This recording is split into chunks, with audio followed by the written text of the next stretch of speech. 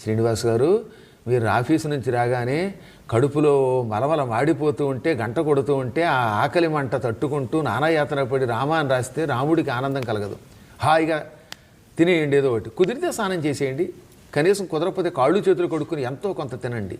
ఆ కడుపులో ఉన్న అగ్నిహోత్రుడికి ఎంత నైవేద్యం పెట్టి ఆ తర్వాత శ్రీరామాన్ని రాస్తే రాముడు తొందరగా ఆనందపడతాడు.